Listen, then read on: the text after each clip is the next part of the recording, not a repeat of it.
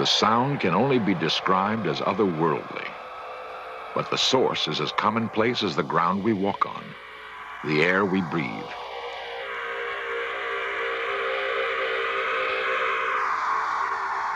The sound comes from plants through sensitive electronic devices which translate fluctuations of energy. Some call it a voice. Whatever it is, it raises the astonishing possibility that plants can communicate.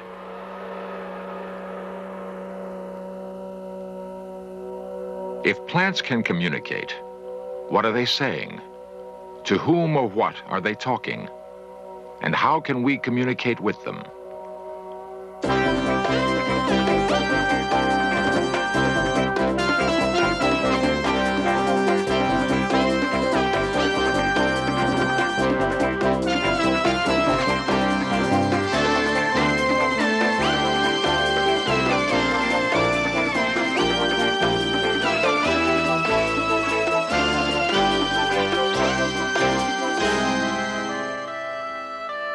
A leaf is an amazing organism for utilizing the energy of the sun to produce life. Now we learn that a leaf may also have something remarkable to tell us, if only we listen. This series presents information based in part on theory and conjecture. The producer's purpose is to suggest some possible explanations, but not necessarily the only ones, to the mysteries we will examine.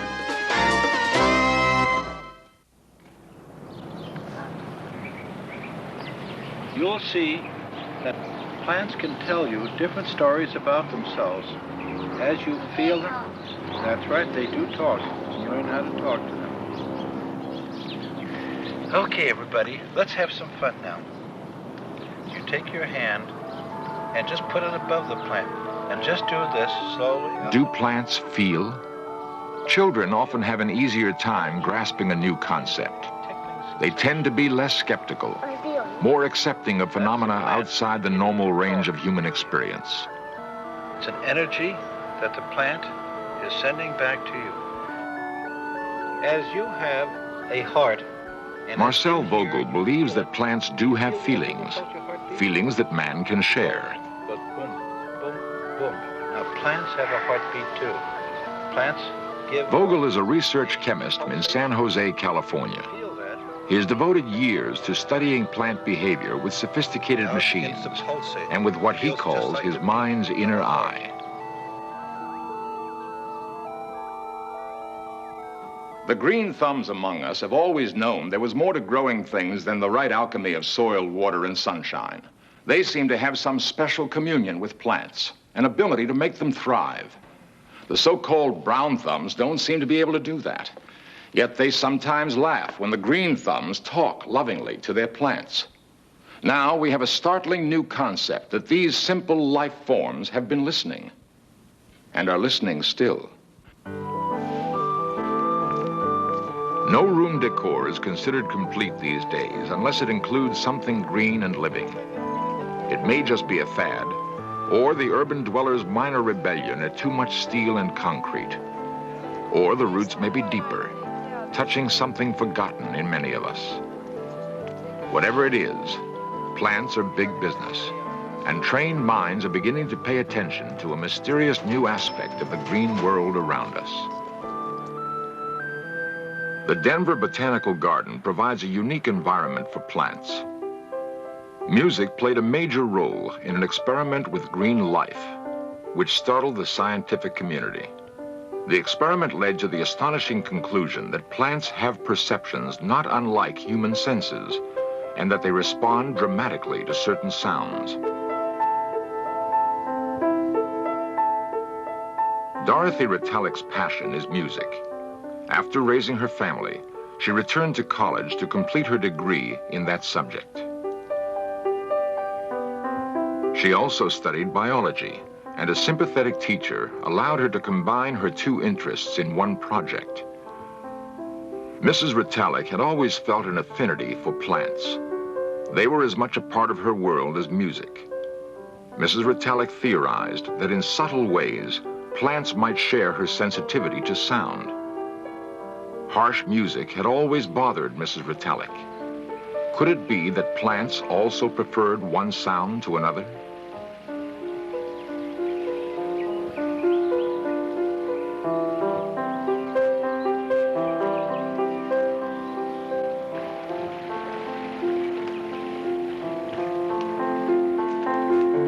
The experiment she devised to test her question has been duplicated many times, almost always with the same remarkable results.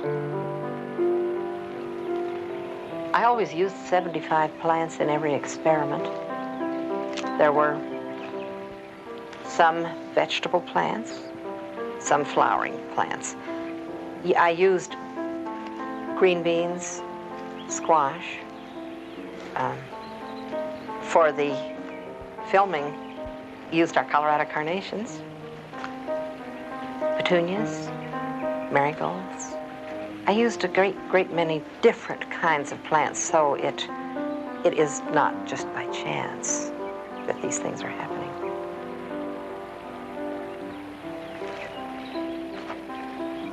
Mrs. Ritalik created two distinct environments for her test plants. Water levels were kept the same in both. Temperature and lighting were identical. Only one element was different. Semi-classical music was played into one. Hard rock into the other. In the chamber with soft music, the plants leaned toward the speaker, seeming to draw strength from the melodious sounds.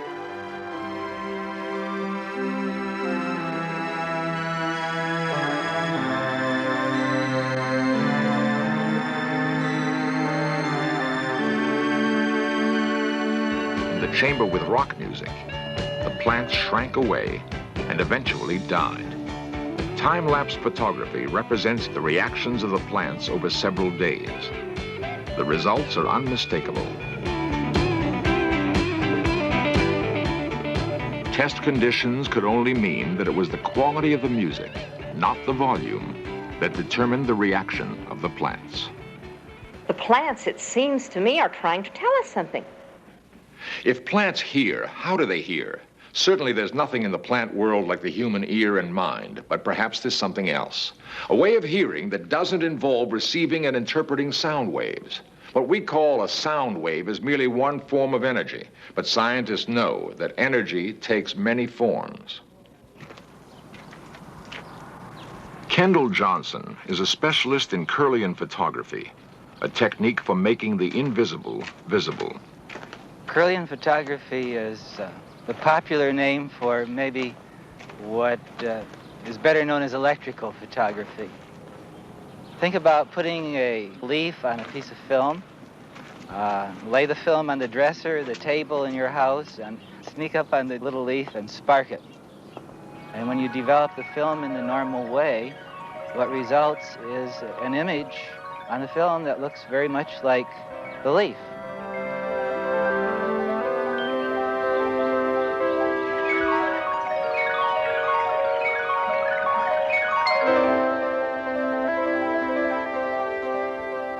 Through the work of Kendall Johnson and others, a new world has been opened for exploration. Perhaps the aura captured photographically is the force others say they have felt with their hands, recognized in their mind's eye.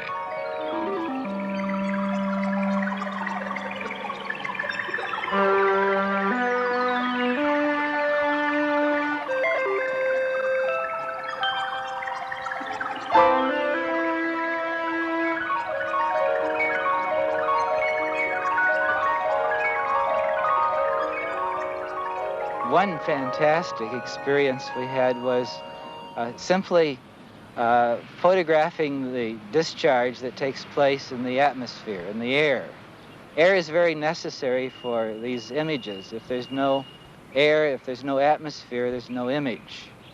We simply exposed the film to this discharge, and the result was a patterning that was incredible. It looked very much like a scene on the desert in the winter, a Zen garden, the way trees grow, and the impact of that image still is very vivid in my mind. And I wonder Is this saying something about the way patterns of energy perhaps predefine the way physically things develop? Kirlian photography not only creates these beautiful designs of energy, but it becomes very interesting when people interact with objects when these images are made. And one example of that would be what we call the green thumb series of experiments. We would pluck a leaf from a plant and make a picture, and then we'd scratch it, and then we'd make another image on film. And what would usually happen is that over a period of time, the leaf would gradually fade. But what we'd do then is, using the same type of leaf, ask someone who had the reputation of having a green thumb, you know, somebody that can grow anything. We asked them to hold their hand above the mutilated leaf. And with many of these people, rather than the leaf becoming dimmer, it actually became more brilliant. The profound implication is that the energy depicted by Kirlian photography works both ways. The finger of someone noted for skill and sensitivity with plants has a bright aura. The finger of a person who's had little success with plants represents a marked contrast. Maybe having a green thumb or a brown thumb means more than anyone realized, that a touch can convey as much information as volumes of words. As if somewhere in between this very personal world, the one that I feel, the one that I live in, and the other world that the ordinary world that we live in every day, that's me and the world's out there. There's this whole new other possibility, and that's very exciting.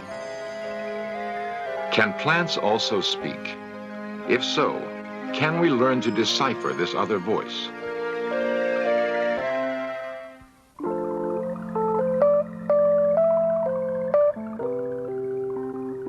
For the lover of things that grow, the ultimate would be to learn that plants have a language that can be learned.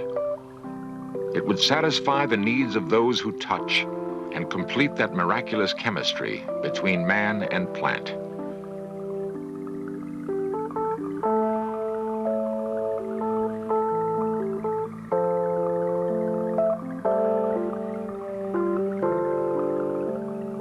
Aristotle and Plutarch thought that trees had perceptions, that they were capable of passion and reason. Modern thinkers believe they may not have been far off.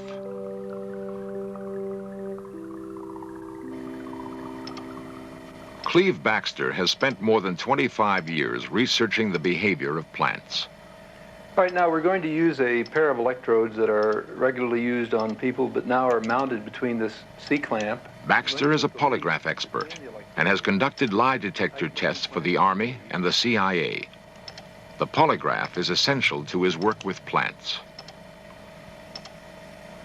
This is a conventional piece of polygraph equipment of which we're using only 1/3, the galvanic skin response section. Now I'm going to activate the chart drive on the equipment and turn up the sensitivity and balance in the plant between these electrodes. Now, the tracing we're getting now represents the plant.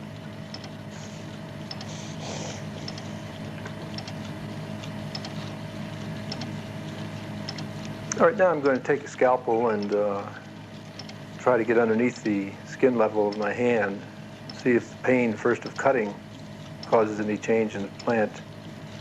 It is an experiment Baxter has performed many times. By inflicting pain on himself, he hopes to register some reaction in the plant. It is proof, Baxter feels, of perception on an elemental level. All living things, he believes, react to the pain of another. For whatever reason, the experiment fails. Perhaps Baxter has performed it too often. His reaction may not have been genuine. Baxter now tries the experiment with In Search of staff member Kay Hoffman.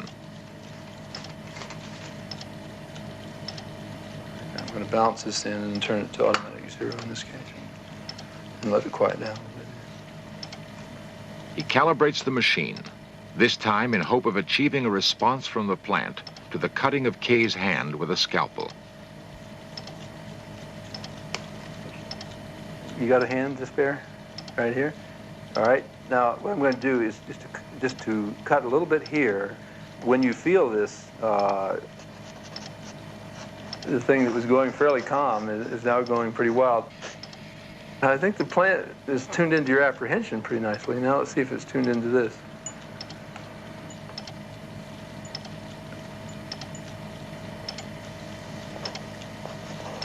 Now, I'm going to put some iodine in there.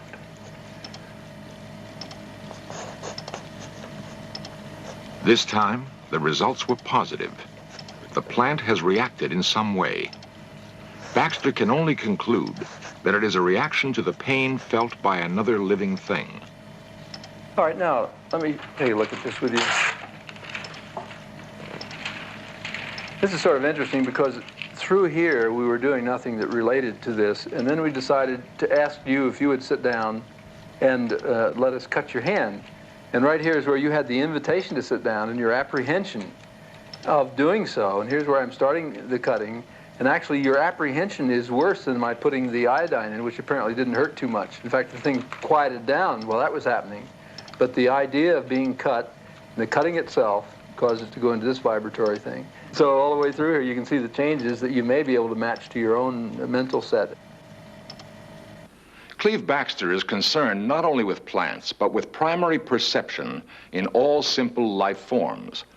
Bacteria is the simplest plant life, and Baxter believes the bacteria in yogurt also yields evidence of what scientists call primary perception.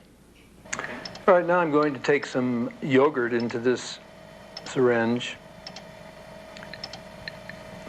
wipe the excess yogurt off, and fill the test tube with the yogurt, which contains two kinds of bacteria used in dairy products.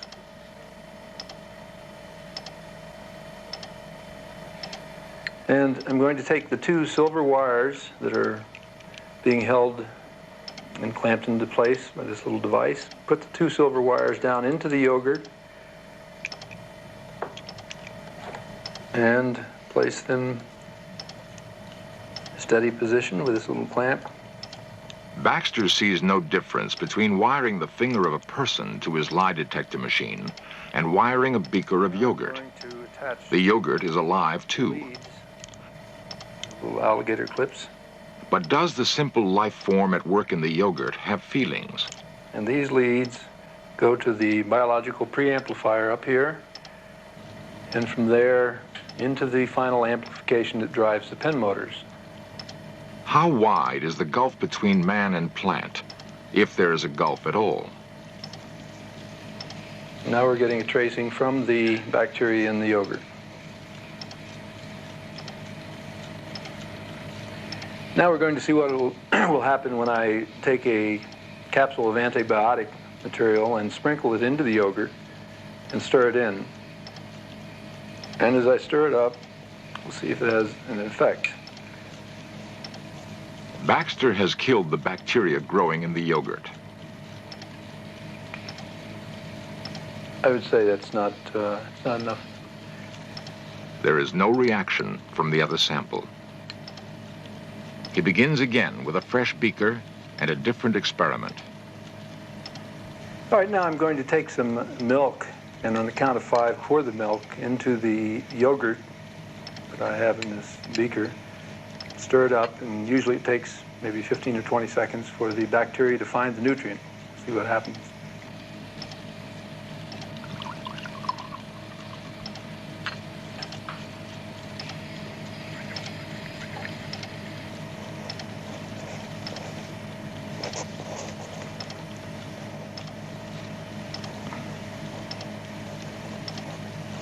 You have about a 15 or 20 second delay, and then this is the kind of activity you get here.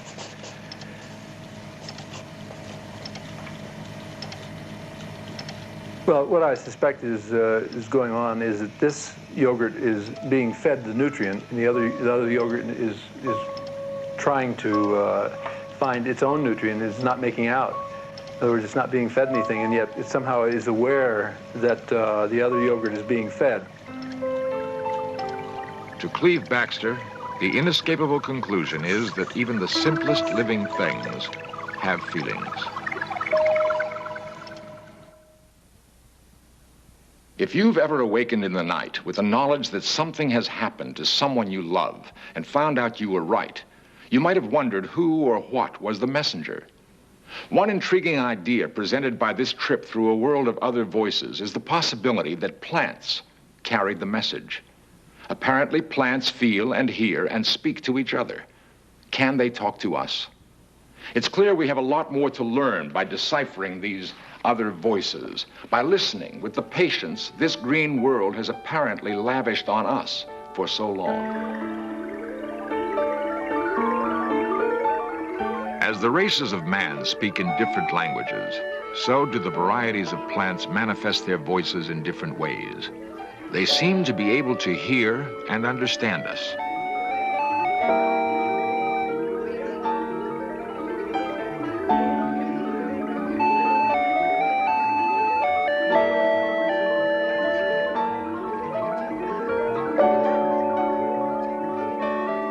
For the time being, however, we must listen to them through our machines.